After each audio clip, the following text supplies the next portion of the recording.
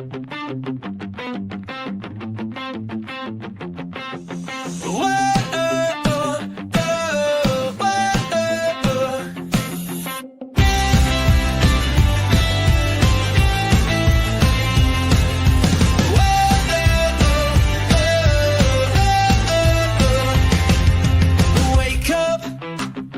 platform, it's time to start the day. Discover all the value you already own. Don't let solutions slip away. Wake up, customer platform. The tools are at your hand. No need to sleep on capabilities that can help your business stand. The answer's right before your eyes. You just need to realize. Wake up, customer platform, and watch your business rise. Wake up, wake up. The platform's waiting for you. Wake up, wake up. See what your system can do. Good morning, HubSpot Nation. It is time to wake up, customer platform, with your unofficial HubSpot Updates morning show, where we help you discover the platform value you already own. I'm Chris Carolyn, joined by my co-hosts Casey Hawkins and George B. Thomas. We're here every weekday morning to make sure you're not sleeping on HubSpot's true capabilities. If you're joining live, drop a hello in the comments and let us know what you're building in HubSpot today. Happy Tuesday, October 7th, 2025. How we doing? Good. How you doing, Chris? Doing good. Doing good. Casey? I am good. I know we have at least one big update to go through today. Yeah, I'm there's excited to some talk about. interesting ones for sure on the list. While we're there, I mean, might as well just dive right in. Don't forget the hug later today. The Content Hub team is showing up to let us know what's going on post inbound. Excited to see that at 11 Eastern, 10 Central. But we'll get into these 6 updates today. New product builder with product status. What is it? The product builder has been updated with a full page layout, giving you a cleaner, distraction-free editing experience and control over whether a product is available to use. The updated builder includes flat rate pricing support, one-time or recurring, image upload, SKU, tax category, and product type selection, a new active-inactive toggle from the product builder or preview panel, an updated products index page with optional status column, which you can use the column editor to add the new status column to your view. Why does it matter? Instead of deleting or duplicating products, you can now easily deactivate outdated products and keep your offerings up to date. This reduces the risk of using old products while making it simple to reactivate items when needed. Is that why? When I read the title, New Product Builder, it seemed to me bigger than like reactivating and deactivating products. Which I think it is. It had me confused at first until I understood what they were talking about. Then I was like, oh, yeah. Products in HubSpot. Okay. So maybe you're right. It seemed a little bit more like this experience is brand new for sure. Yeah. Like, So, but like the why it doesn't matter is like instead of deleting or duplicating products, you can now easily deactivate outdated products. I feel like why does it matter? well. This is My gut response was I need to go back and look at my products and see what I need to clean up and actually what I need to do for 2026. I hate to be that guy, but it is Q4. Like, what do I need to do in my HubSpot portal around my products so that I'm ready for next year to hit the road running? Anyway. Yeah. Do you use products, George, in your portal? Oh yeah. I guess you do. Yeah. Obviously, you're saying that. Products for me equal line items, equal quotes, equal deals, equal revenue, equal. Yeah. Yeah. And this, so I think ultimately the experience is just kind of like a reconfiguration of what we've been doing. Mhm. All that they had all of this packed into the sidebar, but this is new functionality in terms of active and inactive.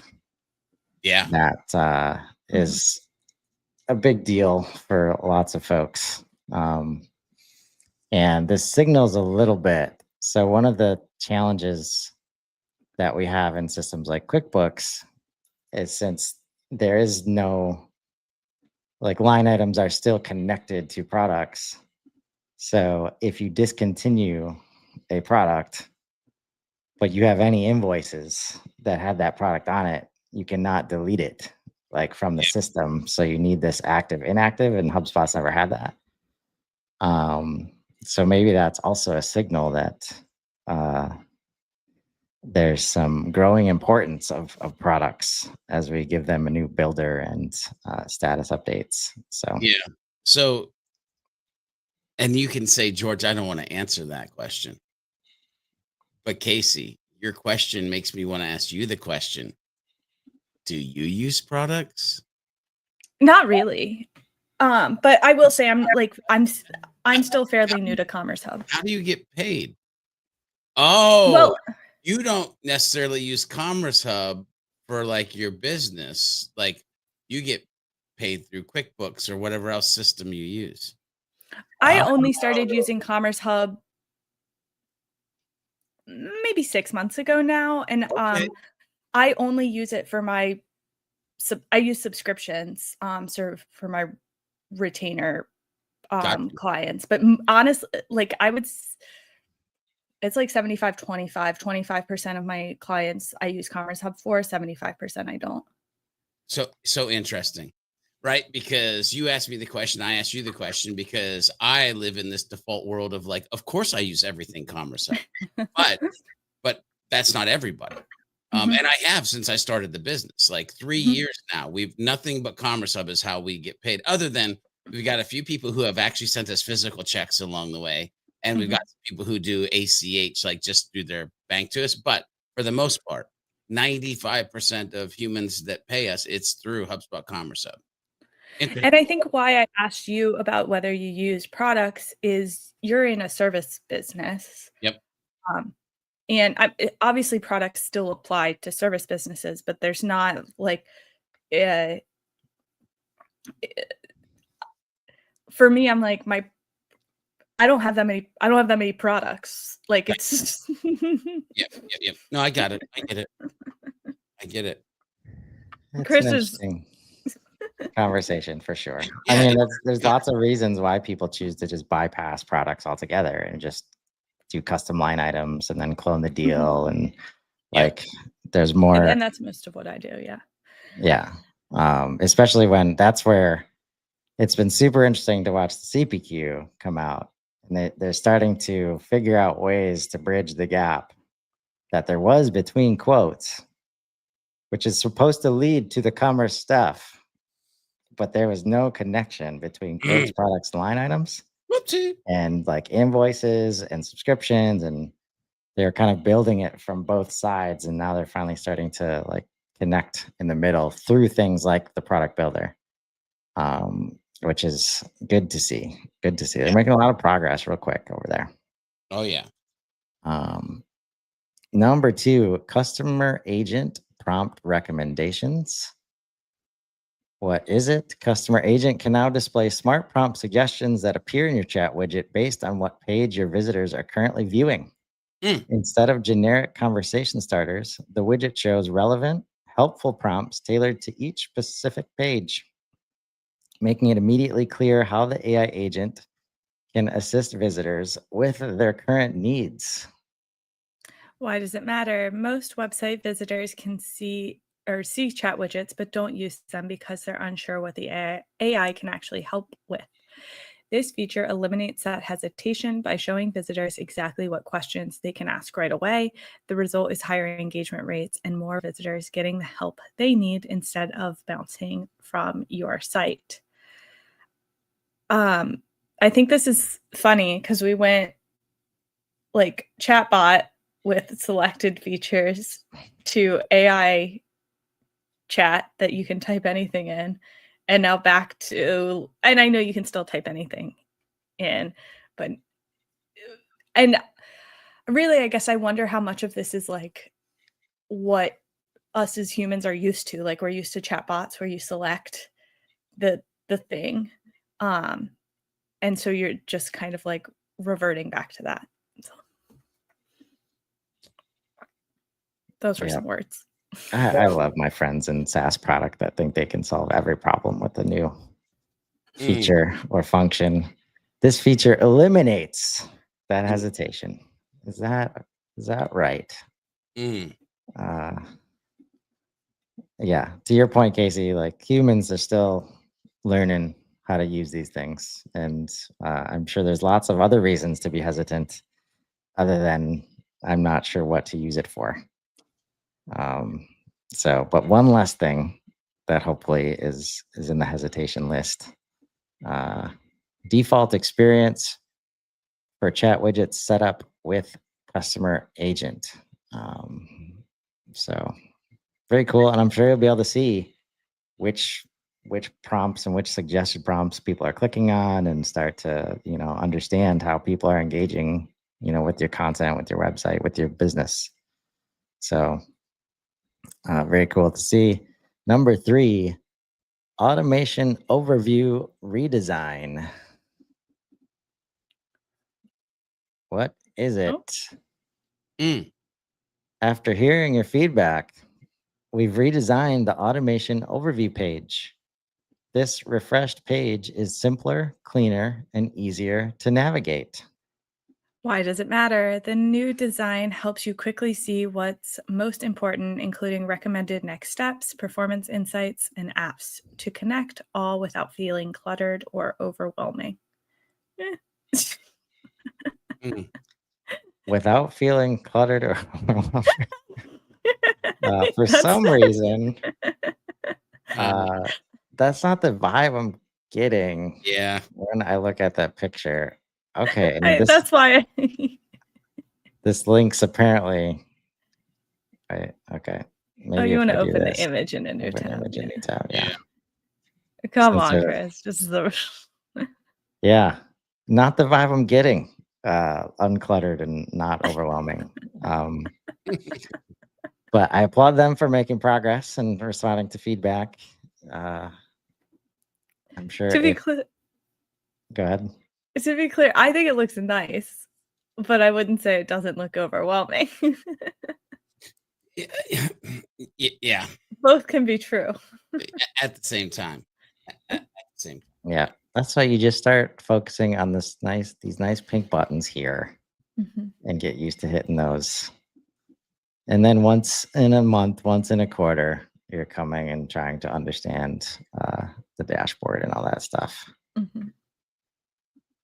AI is ready to do the work for you. You just need to let it. Custom report builder quick access to report settings is live. What is it? You can now edit settings for reports built using the custom report builder, giving you the same flexibility as reports built with the single object report builder. Why does it matter? This empowers you to quickly customize existing reports without starting from scratch. If you see a report that's close to what you need but requires adjustments, you can now modify chart types, properties, and dimensions directly rather than rebuilding the entire report in the custom report builder. Nice. Very nice. Makes sense. I think this is nice too. I think reporting is a pain point I hear a lot, or a point of confusion, maybe is a better way of phrasing it.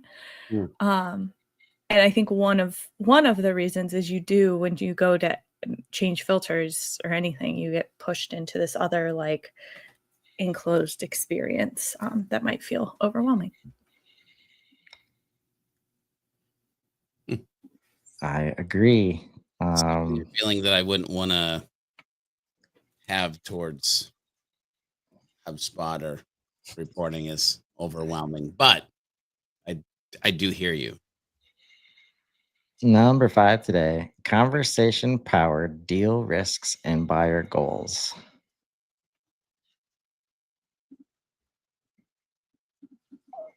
What is it? Deal insights now pull from your conversations. HubSpot's deal risks and buyer goals now include call transcripts as a data source on top of emails and notes. This means AI generated risks and buyer goals can reflect the full scope of buyer seller conversations, including what's said live during phone and video calls. Every conversation holds valuable signals about deal health. Until now, deal risks and buyer goals didn't include phone or video call content, despite that data being among the richest sources of buyer signals. With Fact. transcript analysis now live, Mm. identify risks earlier and with greater confidence, coach more effectively and forecast more accurately, and see fewer false alarms and more actionable signals. Why does it matter? Every conversation holds valuable signals about deal health, but until now, deal risks and buyer goals didn't include phone or video call content. Despite that, data being among the richest sources of context. With transcript analysis now live, sales reps can identify risks earlier with greater confidence. Sales managers can coach more effectively and forecast more accurately. Customers see fewer irrelevant risks and more actionable ones.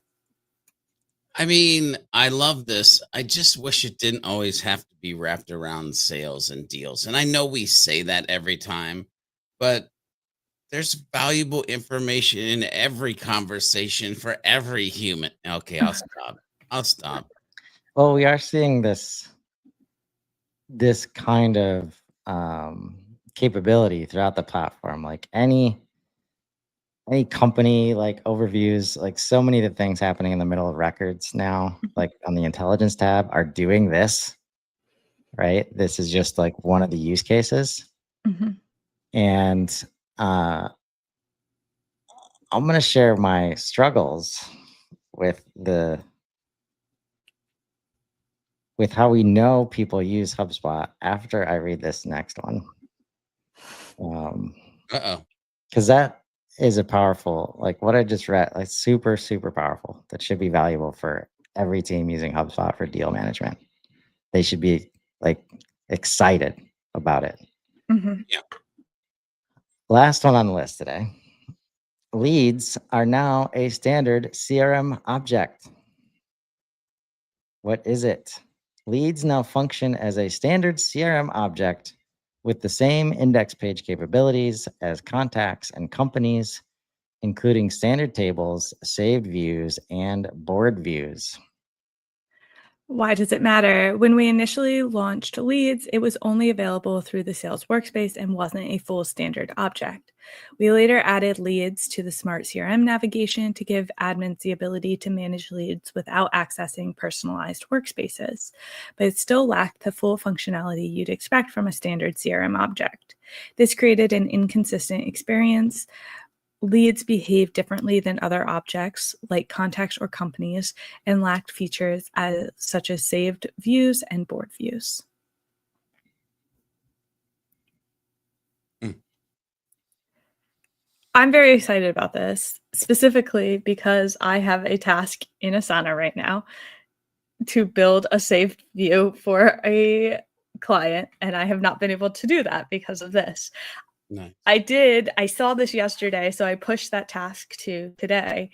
But I pulled up their lead view this morning, and I don't see an option to use the save views. So I don't know if they're sometimes with these things it like kind of slow rolls out. So It takes for time. that specific task, I might have to wait a day or two. But I can talk a little bit about what like their use case for saved views are. Well, let's hit this changes to existing functionality part. That's probably Okay. important. Yeah. Converting leads into a standard object did cause some functionality to change. Hmm. For the Analyze tab, standard objects don't include an Analyze tab, so this has been removed from leads. All reports from this tab remain available at Sales, Sales Analytics, Sales, Activities, and Leads. A pre-built dashboard, including these reports, will be added in the coming weeks. Also changing, custom leads columns. The following columns have been modified. Stage no longer displays for X days. Next activity, you can no longer schedule a task directly from this column if nothing is planned. Hmm. And for company, you can no longer add a contact, view target account status, or change the associated company to the lead from this column.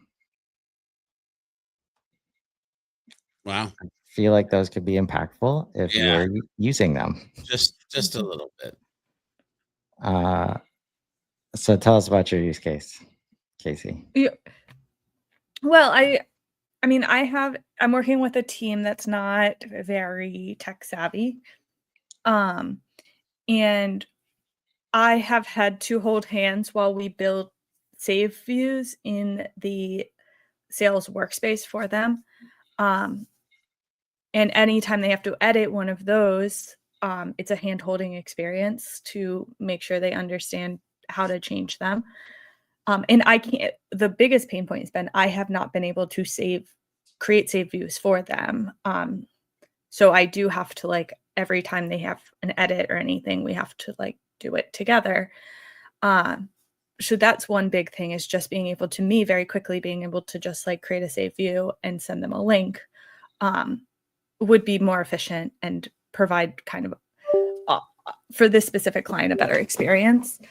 The other pain point is that you cannot see other people's saved views in the previous world. So for example, I had a sales manager that wanted to see his sales reps views, but he couldn't.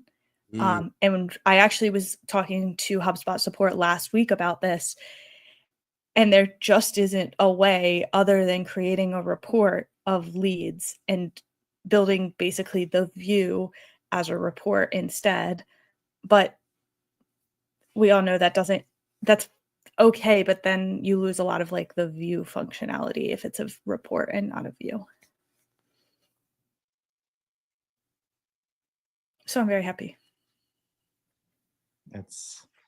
I'm happy that if it's going to be an object, it needs to be standardized across the system. So that's good. Have you guys heard anybody else talk about deal risks and buyer goals as an update? Like any post on LinkedIn? It's a bigger, I agree with, no. I see lead stuff almost every damn day. And that's part of the problem here. Like, because what this tells me is that either they're not doing it in HubSpot, but I think from my experience, most customers aren't digging in this much. They like deal risks and buyer goals aren't even a part of the process. I think that's it. That leads, people are using leads. People aren't using deal risks and buyer goals, but is some of that because we haven't had the conversation powered versions of these. So they just haven't been that helpful. Right. But this still requires you to have your transcripts in HubSpot, which I find doesn't happen most of the time. So Still, any thoughts, George? I don't know. To be honest, George is ready for his cruise. He's like, whatever. Is the actual question. What? No, it's fair. Like these are the kinds of things like, so leads have always been in CRM land, like practices, like you go look at the list of leads, you upload leads, but these deal risks and buyer goals is the kind of thing that would be handled on the weekly meeting or like in discussions with the sales manager, your other sales, peeps. And now, like, so even though this might be the most powerful thing of these 6 today, right? Because we've been bad at forecasting, and just sales management, like from this, a little bit more subjective perspective. Like, do we know what's going on? The sentiment, the feelings, that kind of stuff. It's available to us now. But even getting people to ask their CRM in general and go expect to find deal risks and buyer goals, like we got to be asking these questions on our calls first, right? So yeah, speaking of ways that the product team, as hard as they try, can't solve every problem that we might run into. So moral of the story, get your data in HubSpot, get your all of the unstructured data, your emails, your notes, and now your calls and your meetings, and just watch the insights that are going to show up automatically, thanks to the power of Breeze. Remember, folks, you probably already own the solution you're looking for in HubSpot. Sometimes you just need to wake up to it. Join us tomorrow morning live at 7:30 a.m. Central, or catch us anytime on Spotify and Apple Music. Drop your biggest takeaway in the comments and let us know what capabilities you want to wake up to next. Until then, I'm Chris Carolyn. I'm Casey Hawkins. And I'm George B. Thomas. And this has been Wake Up Customer Platform. Now go build something amazing. Have a great day, everybody.